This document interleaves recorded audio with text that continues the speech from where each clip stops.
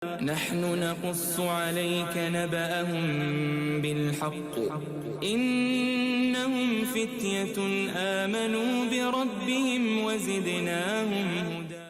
Bismillahirrahmanirrahim. Assalamualaikum warahmatullahi wabarakatuh. Alhamdulillahirrahmanirrahim. Wabihi nasta'inu ala umri dunya waddin wa ala alihi wa ashabihi ajma'in. Asyhadu an la ilaha illallah wa asyhadu anna muhammadan abduhu wa rasuluh. Allahumma sholli wa sallim ala sayyidina Muhammad wa ala alihi wa ashabihi wa man tabi'ahu bi ihsanin ila yaumiddin.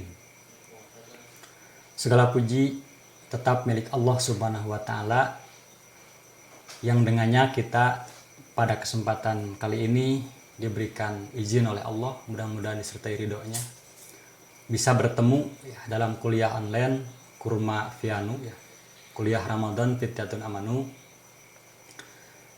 Dengan izin itulah kita memohon kepada Allah, memohon pertolongan, memohon kekuatan untuk bisa menjalankan aktivitas hidup dan kehidupan kita. Salawat dan salam mudah-mudahan selamanya tetap tercurah dan terlimpah kepada Nabiullah Muhammad Rasulullah Sallallahu Alaihi Wasallam, yang telah memberikan uswah kepada kita dalam menjalankan aktivitas hidup dan kehidupan.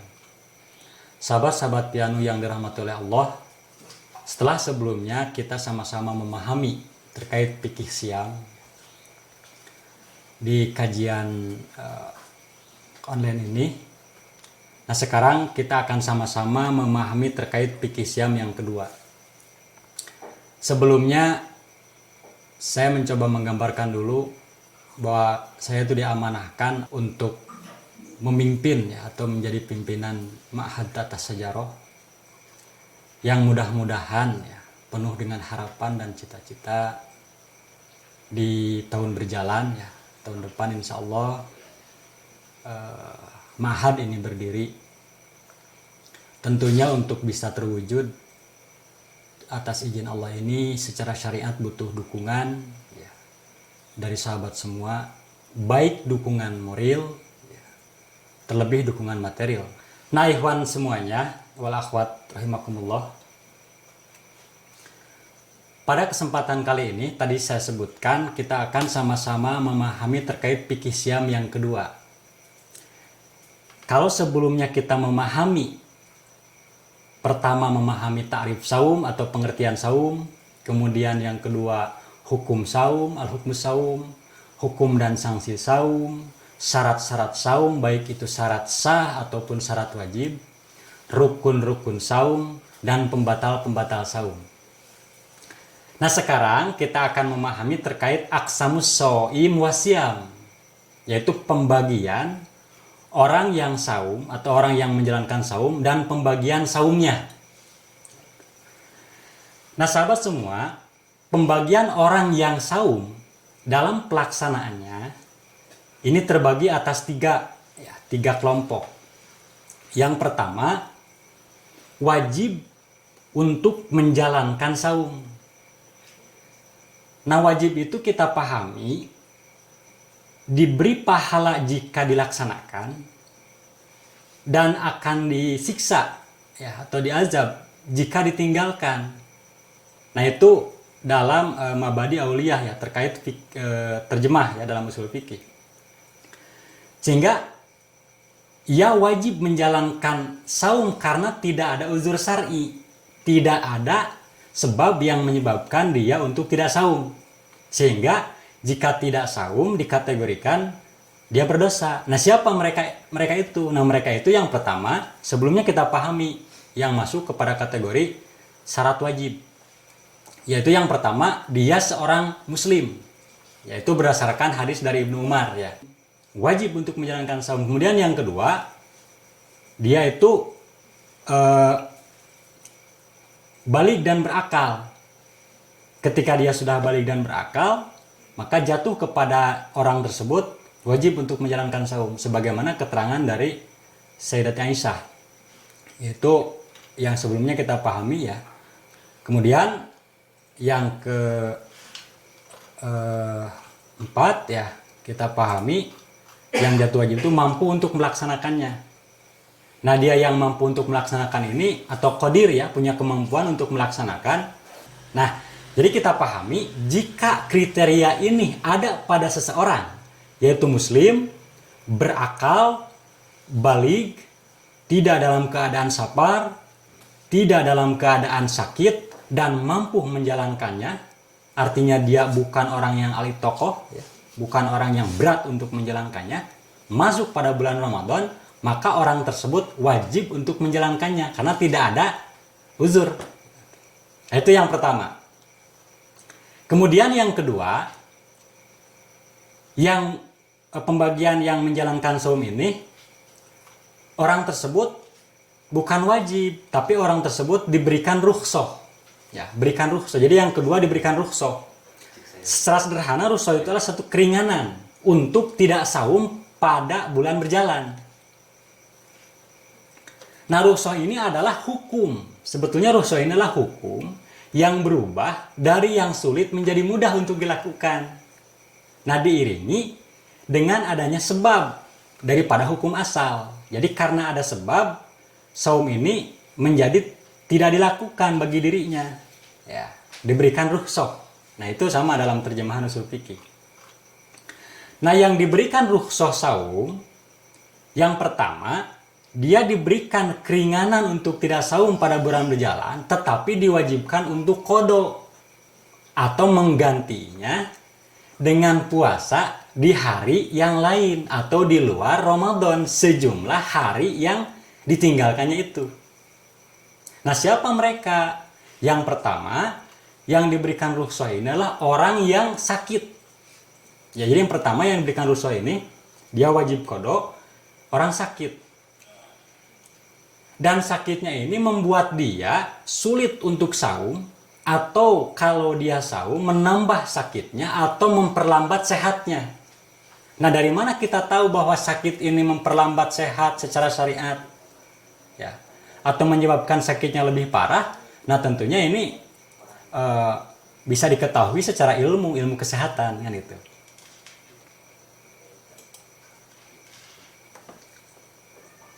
Nah, itu jadi itu diberi. Jadi ketika dia sakit maka wajib qada.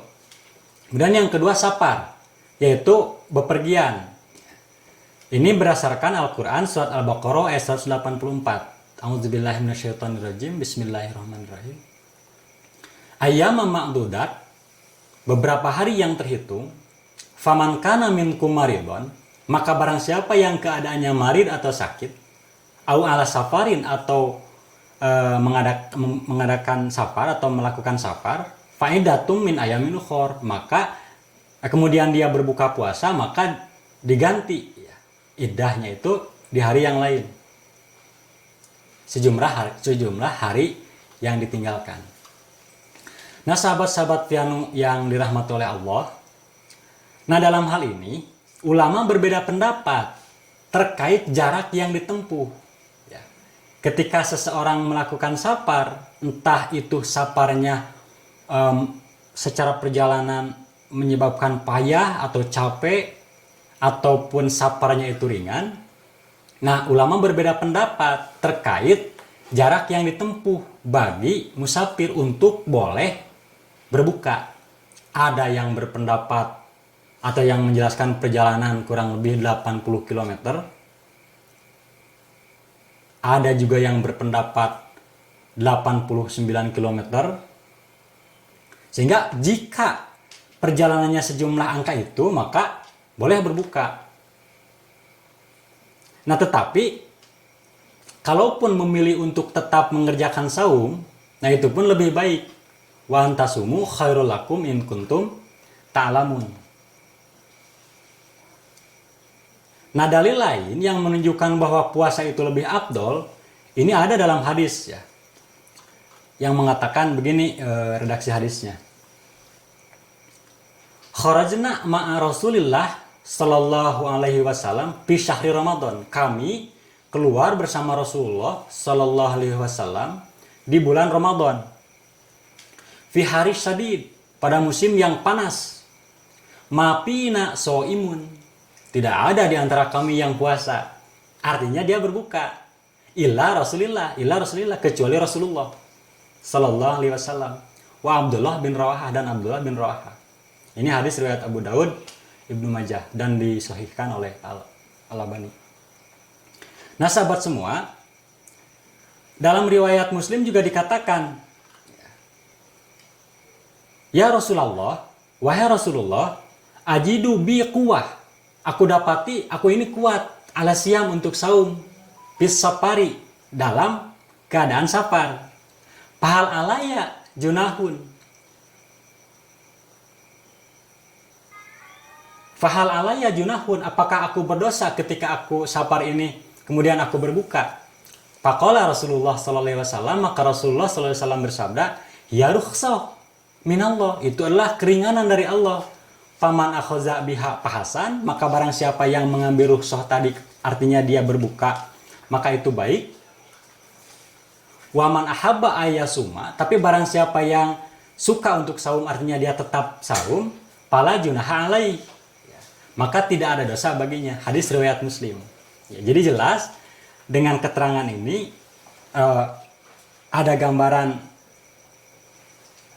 mau tetap menjalankan saum boleh, tetapi mau mengambil rukhsah juga boleh. Dan ini para ulama berpendapat, para ulama juga berpendapat, baik itu perjalanan safarnya ini berat atau ringan. Nah, tetapi ada juga sebagian ulama yang berpendapat lebih baik kalau perjalanannya ringan, maka tetap menjalankan saum. Nah, sahabat semua, itulah gambaran bahwa orang yang sakit dan orang yang melakukan safar, maka diberikan rukhsah untuk tidak saum pada bulan berjalan, tetapi wajib qada di bulan yang lain selain Ramadan. Nah, kita lanjut. Selanjutnya yang diberikan rukhsah ini rukhsah saum, tetapi orang tersebut wajib untuk membayar fidyah. Kalau yang tadi dia diberikan rukhsah tidak saum tetapi wajib qada di hari yang lain selain Ramadan. Nah, kalau yang ini rukhsah tidak saum tetapi wajib untuk membayar fidyah. Nah, ini siapa dia? Dia itu adalah ahli tokoh, yaitu kelompok orang yang berat untuk melaksanakan saum karena faktor usia atau faktor penyakit. Bukan dalam pengertian orang tersebut tidak bisa saum, sebetulnya bisa. Kalaupun dia melaksanakan saum, tetapi ketika dia laksanakan saum menjadi payah, menjadi tidak fit, karena tadi ahli tokoh. Nah, jadi orang tersebut ini adalah orang yang sudah tua renta atau asyai wasyahatul kabir, orang yang tua renta baik laki-laki atau perempuan, atau kakek-kakek, nenek-nenek lah gitu.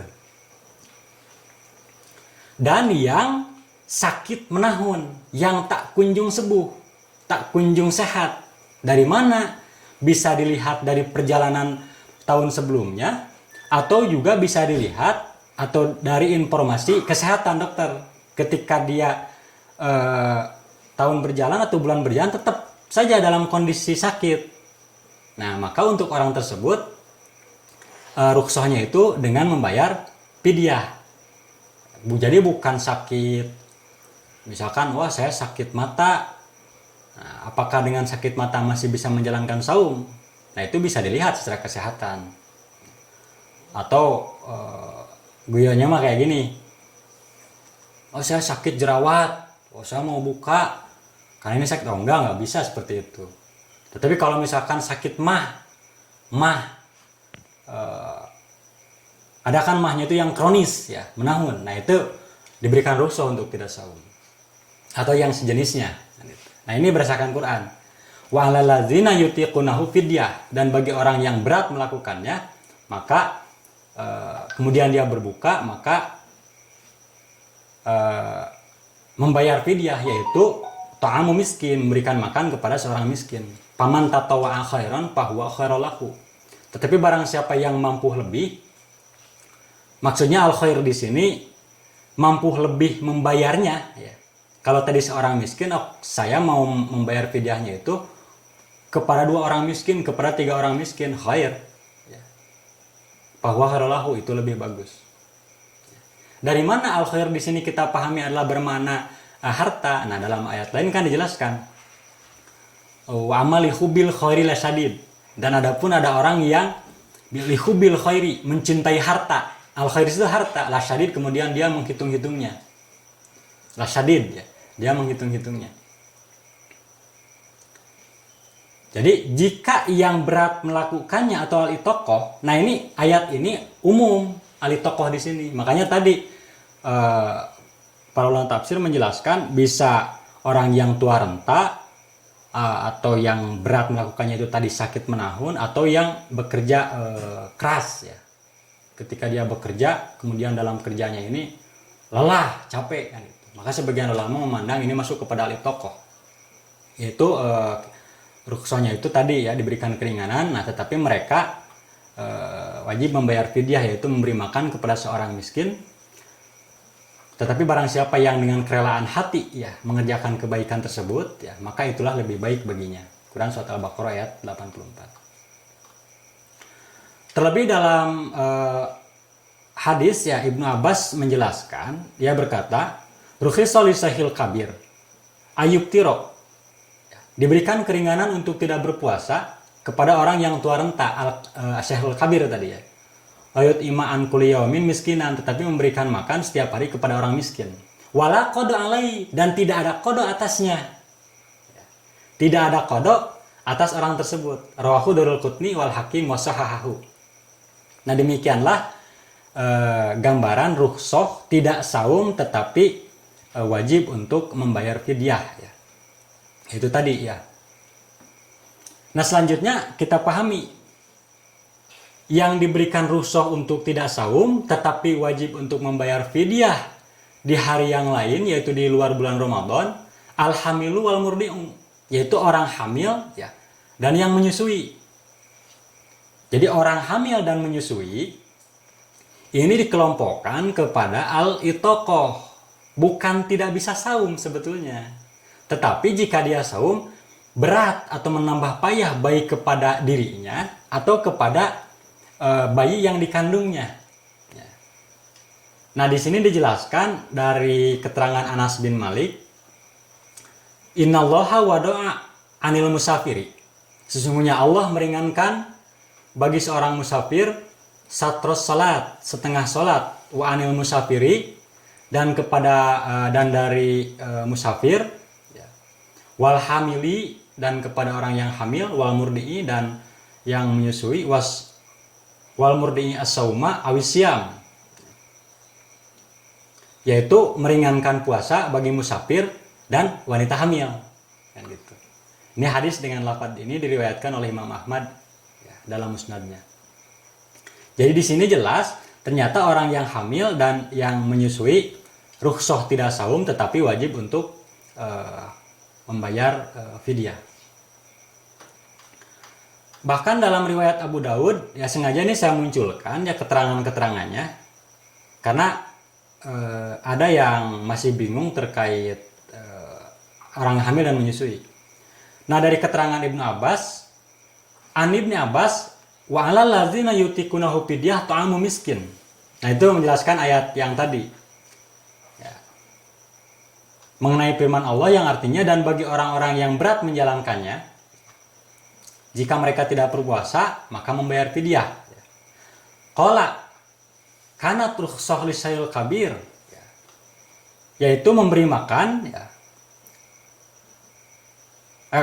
Beliau mengatakan ayat ini menunjukkan keringanan bagi laki-laki dan perempuan yang sudah tua renta. Ya.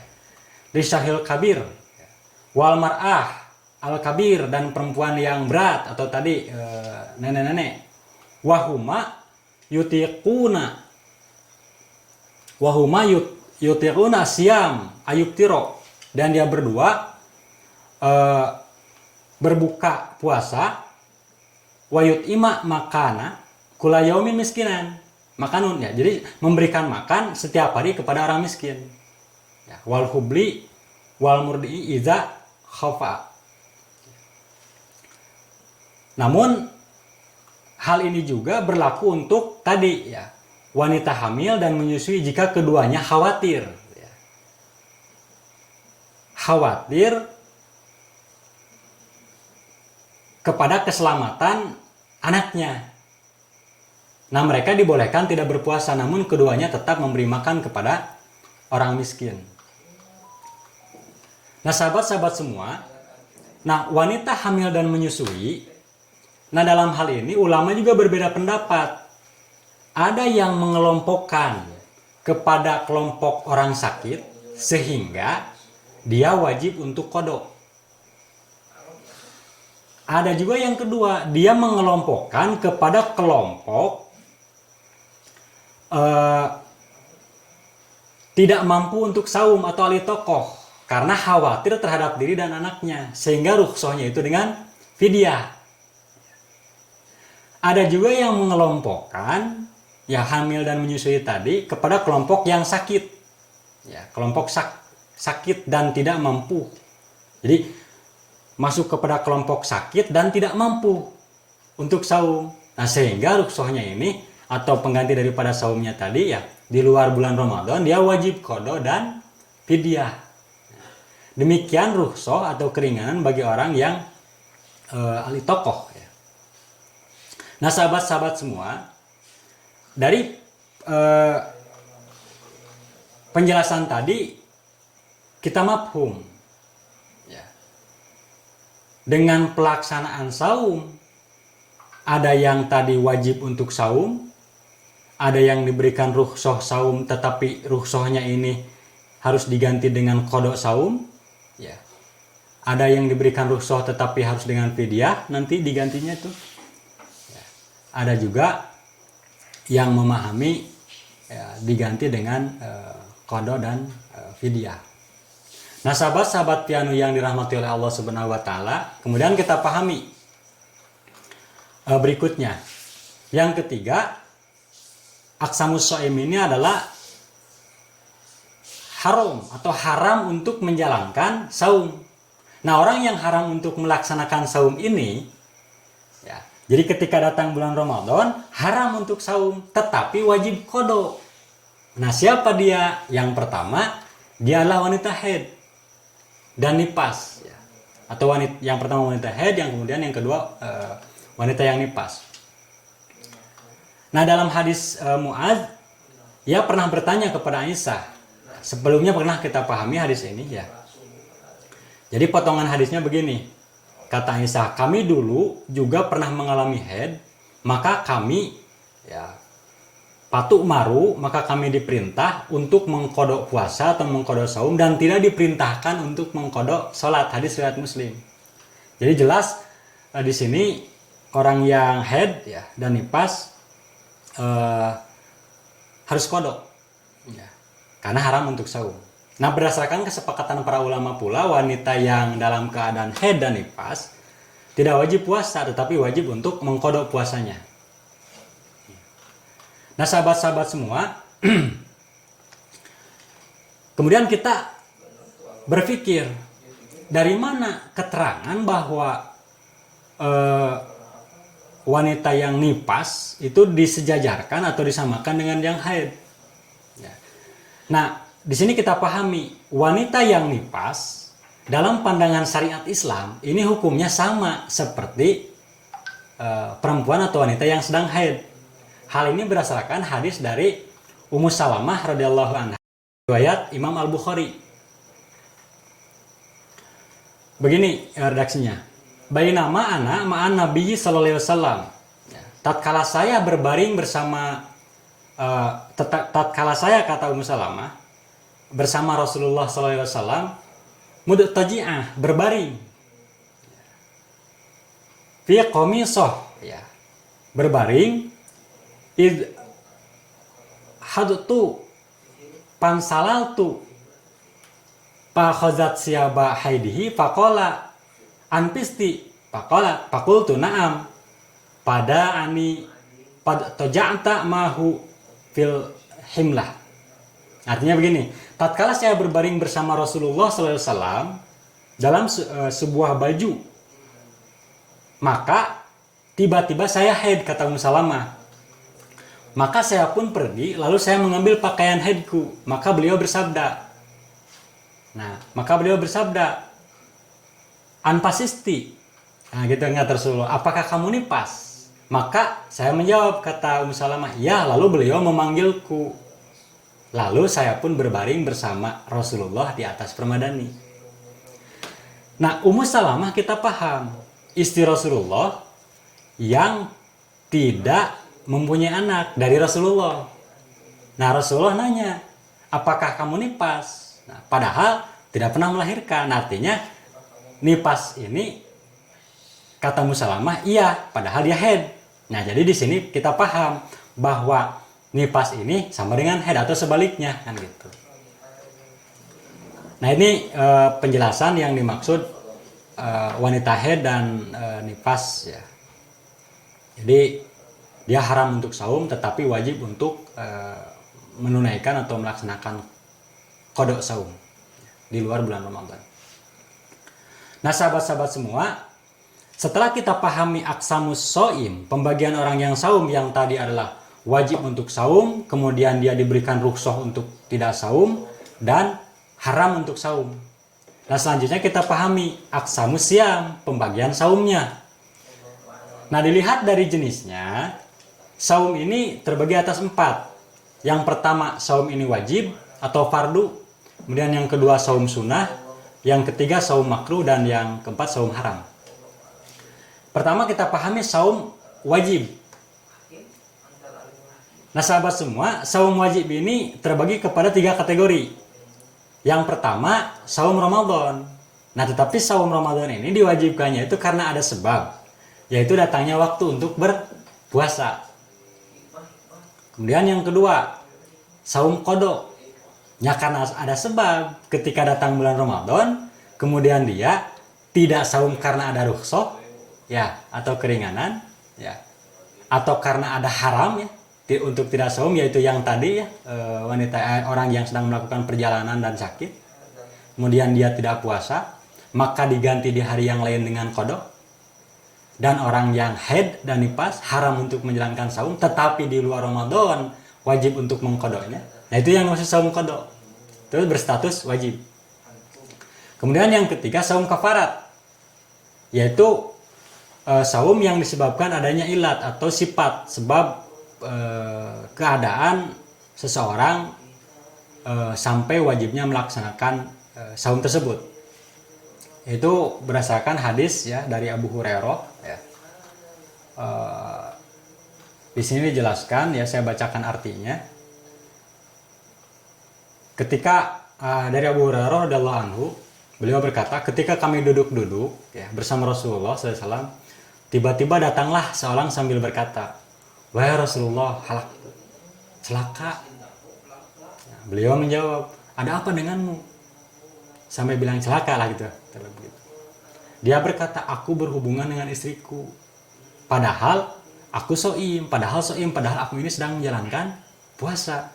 Nah, dalam riwayat lain berbunyi, aku berhubungan dengan istriku di bulan Ramadan. Maka Rasulullah SAW berkata, apakah kamu mempunyai budak untuk dimerdekakan? Dia menjawab, la, tidak. Lalu Rasulullah SAW bersabda lagi, berkata, mampukah kamu berpuasa 2 bulan berturut-turut?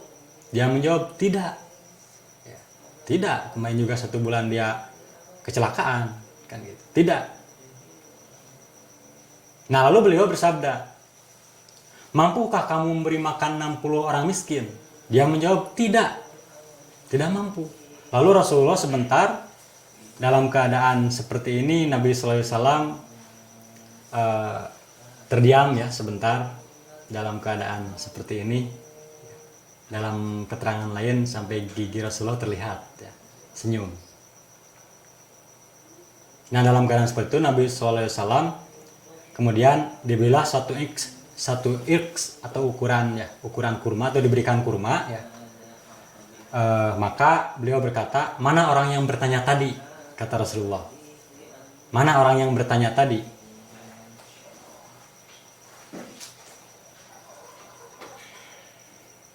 Nah dia menjawab, saya orangnya. Nah beliau berkata lagi, ambillah ini dan bersedekahlah dengannya. Kemudian orang tersebut berkata, kemudian orang tersebut berkata, apakah kepada orang yang lebih fakir dariku, wahai Rasulullah? Demi Allah, tidak ada di ujung kota Madinah, ya, di ujung kota Madinah satu keluarga yang lebih fakir dari keluargaku. Maka Rasulullah SAW tertawa sampai tampak gigi taringnya tadi. Kemudian beliau berkata, berilah makan kepada keluargamu. Nah, diriwayatkan oleh jamaah. Di sini jelas ketika dia melakukan pelanggaran, artinya dia melakukan hubungan suami istri di luar atau di bulan Ramadan, yaitu di siang hari, maka ada kifarat, yaitu saum, ya. Itu masuk kepada saum wajib.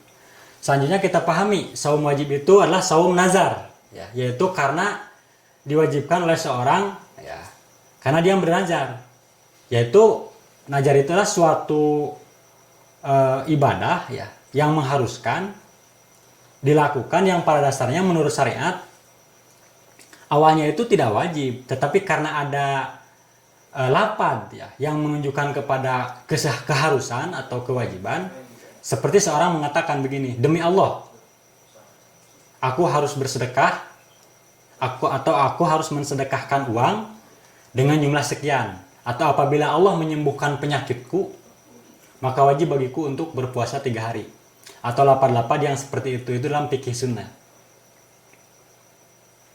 Jadi disyariatkan nazar bila dilihat dari dalil yang di dalam Al-Quran ini atau maupun sunnah. Dalam Quran surat Al-Hajj, mereka menyempurnakan nazar-nazar mereka. Di nazar itu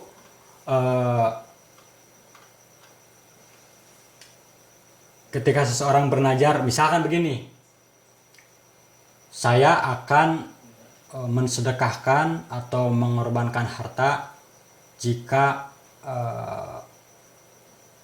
pesantren Ma'had Tata Sajaroh berdiri. Nah itu wajib untuk ditunaikan karena sudah nazar. Atau saya akan melaksanakan saum jika anak saya hafiz misalkan, kan gitu ya. Nah ini dijelaskan dalam sejarah, suatu ketika Umar bin Khattab ketika berada di Ziro'ah setelah kembali dari Taif berkata, wahai Rasulullah, sesungguhnya aku bernazar dulu, ya, ketika pada masa jahiliyah untuk melakukan i'tikaf sehari di Masjidil Haram. Maka apa pendapatmu? Gitu kata Umar. Nah beliau Rasulullah SAW bersabda, pergilah ke sana dan beriktikaflah sehari. Hadis riwayat Muslim.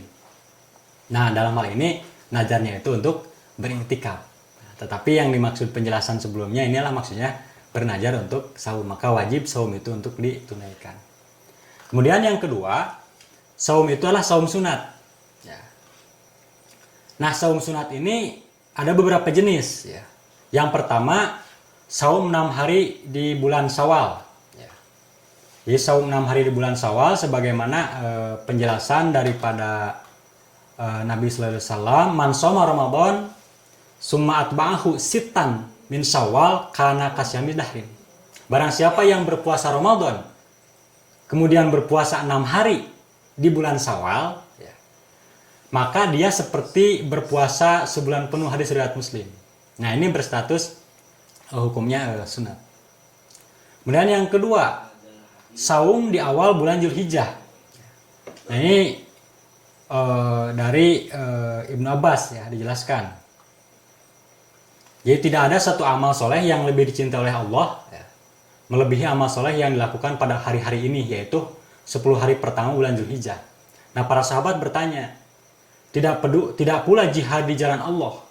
Maksudnya Nabi begini, tidak pula jihad di jalan Allah, apakah lebih baik daripada jihad di jalan Allah? Begitulah maksudnya. Nabi SAW bersabda atau menjawab, tidak pula jihad di jalan Allah. Tidak, ini lebih bagus daripada jihad. Kecuali orang yang berangkat jihad dengan jiwa dan hartanya, namun tidak ada yang kembali satu pun, maksudnya sahih. Hadis riwayat Abu Daud. Tetapi kita paham, ya, keutamaan 10 hari di awal Zulhijjah ini bukan hanya saum sebetulnya. Bisa melakukan sholat sunat, sedekah, ya, membaca Al-Quran, dan amalan-amalan yang lainnya. sahabat-sahabat semua. Kemudian selanjutnya saum Asyura ya, atau saum 10 hari ya, saum tanggal 10 lagi, tanggal 10 bulan Muharram. Nah, ini dijelaskan dari hadis riwayat Muslim. Abdul Siyam ba'da Ramadan sahrullah al-Muharram wa Abdul Salat ba'dal fardhah salatul lail. Puasa yang paling utama setelah puasa Ramadan adalah puasa pada bulan Allah, yaitu Muharram. Sementara sholat yang paling utama setelah sholat wajib adalah sholat malam. Nah, itu hadis riwayat Muslim. Nah, jadi Imam An-Nawawi ya menjelaskan hadis ini merupakan penegasan bahwa sebaik-baik bulan untuk berpuasa adalah pada bulan Muharram. Jadi keutamaan puasa Asyura sebagaimana disebutkan dalam hadis Abu Qutadah ya, yaitu dilaksanakan pada tanggal 10 ya, pada tanggal 10. Namun Nabi Muhammad Rasulullah SAW bertekad di akhir umurnya untuk melaksanakan puasa Asyura tidak sendirian. Nah, maksudnya diikut sertakan dengan puasa pada hari sebelumnya atau tanggal 9 Muharram. Nah, tujuannya adalah untuk menyelisihi puasa atau untuk membedakan puasa yang dilakukan oleh ahli kitab atau Yahudi. Kemudian yang keempat, saum di bulan Sya'ban. Di bulan Sya'ban. Nabi SAW lam yakunin nabiyyu. Nabi SAW tidak biasa berpuasa pada satu bulan yang lebih banyak daripada bulan Sya'ban. Nabi SAW biasa berpuasa pada bulan Sya'ban seluruhnya. Hadis riwayat Bukhari dan Muslim. Nah, dalam lafaz Muslim, Aisyah radhiyallahu anha berkata, "Kana yasumu Sya'ban kullahu kana yasumu Sya'ban illa qalil."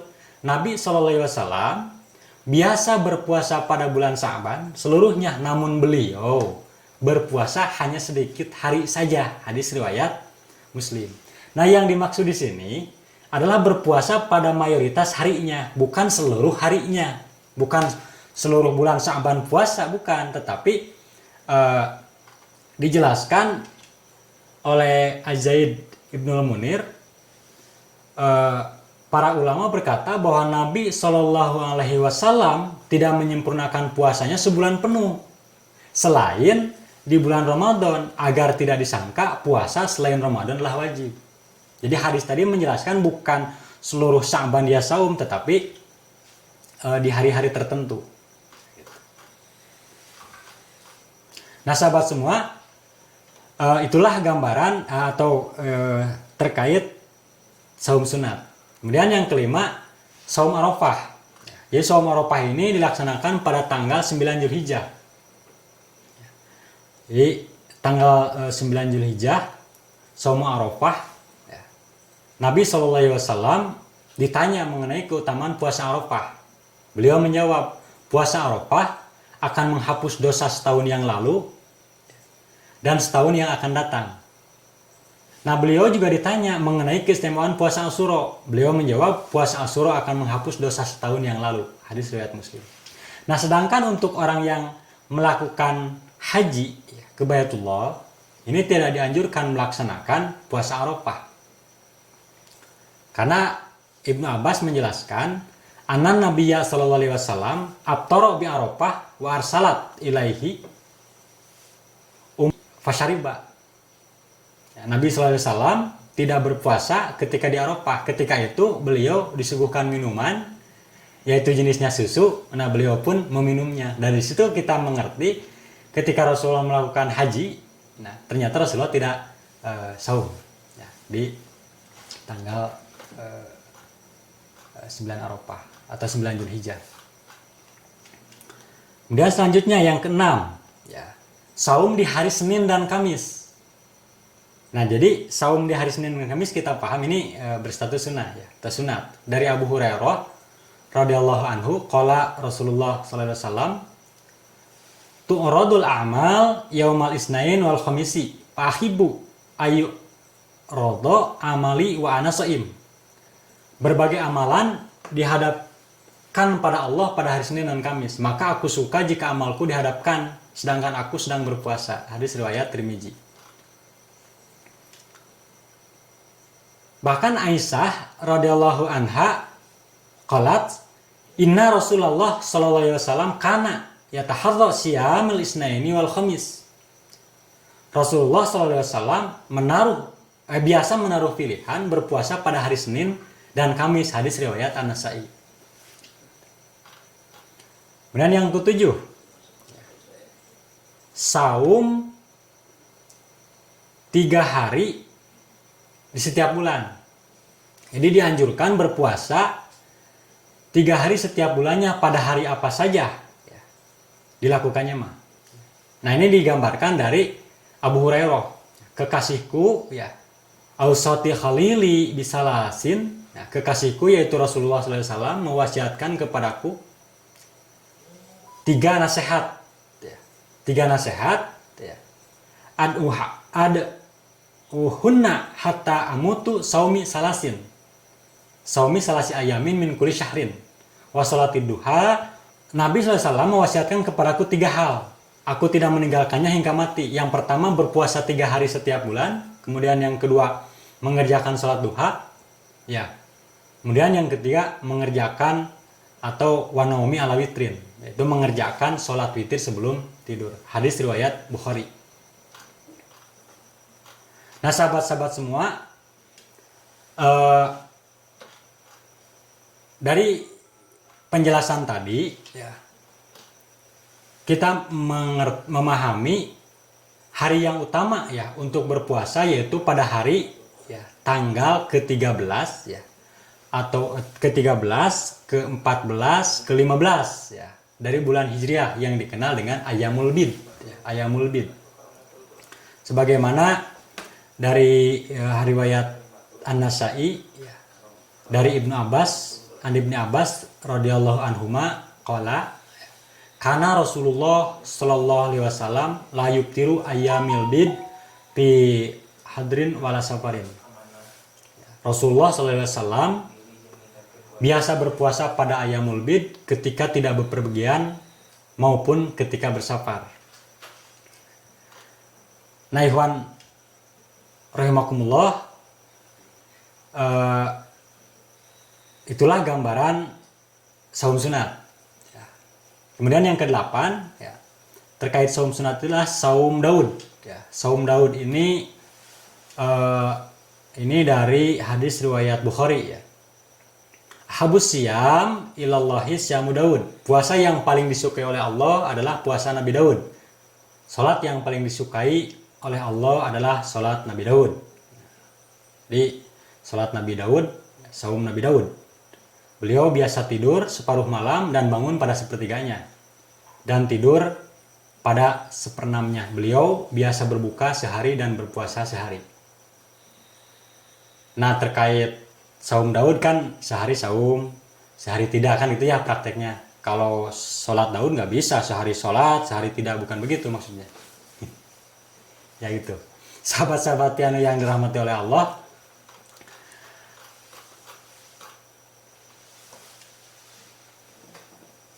nah, bagaimana ketentuan dalam pelaksanaan saum sunat yang tadi? Nah, sebelumnya kita pahami dalam pelaksanaannya bisa diniatkan tidak di waktu malam hari atau diniatkannya setelah subuh bisa ya, asal sebelum zawal ya atau matahari tergelincir.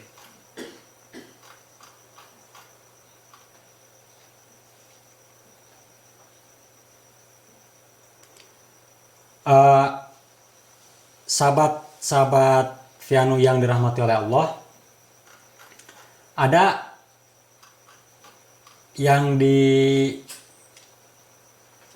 sebetulnya ya, yang diharamkan atau dilarang puasa bagi istri ya, tidak boleh melakukan puasa sunnah ya, sedangkan suaminya bersamanya ya, kecuali atas izin suaminya. Jadi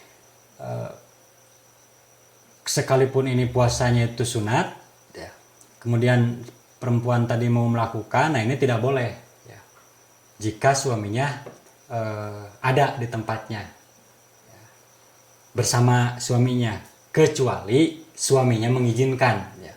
Ini dari Abu Hurairah, ya, la tasumul mar'atu wa ba'luha syahidun illa biizni. Janganlah seorang wanita berpuasa sedangkan suaminya ada kecuali dengan seizinnya. Nah, adapun Imam An-Nawawi menjelaskan, ya, jika suaminya itu bersafar, maka istri boleh berpuasa, karena ketika suami tidak ada di sisi istrinya, ia tidak mungkin bisa bersenang-senang dengan istri, ya, dengan suami atau melayani suaminya. Selanjutnya, kalau tadi adalah saum wajib, ya, kemudian saum sunat, dan yang ketiga adalah saum haram, yaitu saum di 2 hari raya, yaitu Idain. Yang dimaksud 2 hari raya ini adalah Idul Fitri dan Idul Adha. Ini keterangan dari Abu Hurairah. An Abi Hurairah radhiyallahu anhu, anna Rasulullah sallallahu alaihi wasallam naha an syamin yaumaini yaumil adha wa yaumil fitri. Ya, Rasulullah sallallahu alaihi wasallam melarang dari puasa pada 2 hari raya, yaitu Idul Fitri dan Idul Adha. Hadis riwayat Muslim.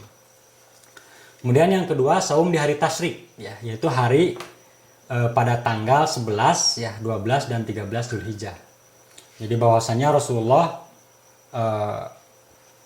mengutus Ka'ab bin Malik bersama Aus bin Al-Haddasan pada hari tasyrik. Beliau menyeru, sesungguhnya tidak masuk surga kecuali orang yang beriman, dan hari-hari di Mina yaitu tasyrik makan dan minum. Itu hadis riwayat Muslim. Kemudian yang ketiga, larangan saum sunat bagi istri kecuali izin suami, yaitu ya tadi, ya, jadi masuk kepada haramnya untuk melakukan saum sunat bagi istri karena tidak ada izin suaminya. Kemudian yang keempat, saum haram itu adalah saum wisol, yaitu saum bersambung siang dan malam, ya. Di hari ini saum, kemudian dia tidak berbuka dan tidak sahur karena dipandang kuat dirinya, dia melakukan saum di hari berikutnya. Nah, ini diharamkan karena kata Rasulullah dalam hadis riwayat Muslim, ini kekhususan untukku. Sesungguhnya aku melakukan saum ini, aku ini tidak seperti kalian, kata Rasulullah. Sesungguhnya Allah yang memberiku makan dan minum. Nah, itu khusus untuk Rasulullah. Tetapi ada sebagian ulama memandang tidak sampai pada tingkat haram karena tidak ada penjelasan haramnya, katanya demikian, tetapi masuk pada sampai tingkat makruh. Ada saum masuk kepada saum syak, ya. Sebagian ulama memandang saum syak ini saum yang haram. Ini Abu Hurairah berkata bahwasanya Rasulullah SAW bersabda, apabila bulan Sa'ban telah memasuki pertengahan tanggal 15, janganlah kalian berpuasa. Hadis riwayat Abu Daud. Apabila tersisa separuh bulan Sa'ban, janganlah kalian berpuasa. Hadis riwayat At-Tirmizi. Nah, di sini begini, ada orang yang berhati-hati, dia melakukan saum, ya, di tanggal 30 Sa'ban, ya, karena takut masuk bulan Ramadan, maka dia berhati-hati kemudian dia saum. Nah, itu dilarang kecuali bagi orang yang terbiasa menjalankan saum, ya. Misalkan dia terbiasa menjalankan saum Daud atau dia terbiasa menjalankan saum Senin Kamis jatuh pada tanggal tersebut, maka itu dibolehkan, ya, itu dibolehkan.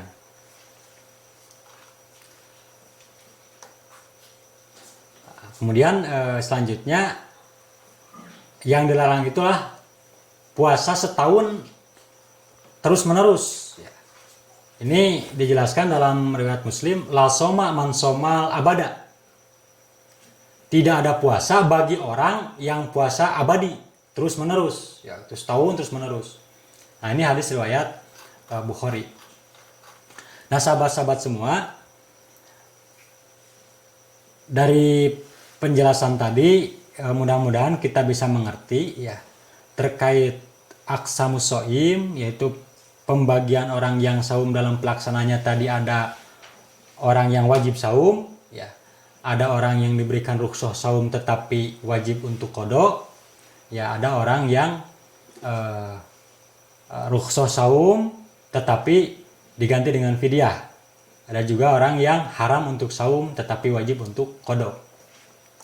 Dan aksamus syam pembagian saum, ada saum yang wajib, ya, saum sunat, dan saum makruh, serta saum yang berstatus haram. Nah, sahabat-sahabat semua, mudah-mudahan dari penyampaian fikih syam yang kedua ini kita bisa menjalankannya dengan pengertian dan pemahaman, serta meninggalkan saum yang tidak diperintahkan juga kita ikhlas meninggalkannya karena itu dilarang. Billahi fisabil haq, ya mohon maaf kurang lebihnya, yang kurangnya murni dari kealfaan, ya, kesalahan, dan yang benarnya dari Allah Subhanahu wa taala, dari sunnah. Billahi fisabil haq. Assalamualaikum warahmatullahi wabarakatuh. نحن نقص عليك نبأهم بالحق إنهم فتية آمنوا بربهم وزدناهم هدى